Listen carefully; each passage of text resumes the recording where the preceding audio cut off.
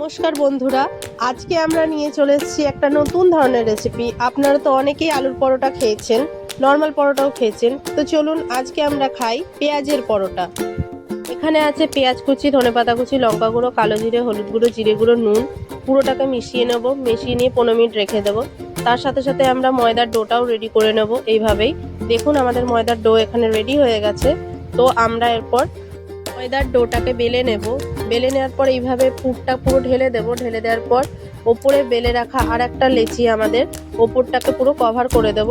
আর ভালো করে দেখে নেবেন চারিদিকটা যেন ভালো করে ডিপ করা থাকে, যাতে খুলে না যায়। তারপর বেলা লেচিটাকে আমরা এইভাবে কাটিং করে নেব। কাটিং করে নেওয়ার পর এটাকে ছোট ছোট রোলে একটা পরিণত করব। ছোট ছোট রোলগুলো আমার রেডি হয়ে গেছে। তো এগুলোকে আমরা সামান্য পরিমাণে ময়দা দিয়ে বেলে নেব এইভাবে। এখানে আমার পরোটাটা বেলা হয়ে গেছে। এবার এটাকে আমরা কড়াইয়ের মধ্যে তেলের মধ্যে ছেড়ে দেব। পর দেখবো আমাদের পরোটাটা লাল লাল হয়ে এসেছে। তো যখন লাল লাল হয়ে যাবে আমরা পরোটাটাকে এইভাবে নামিয়ে নেব। নামিয়ে নেওয়ার পর আমাদের রেডি পেঁয়াজ পরোটা। তো চলো আমরা সবাই মিলে বসে খাই।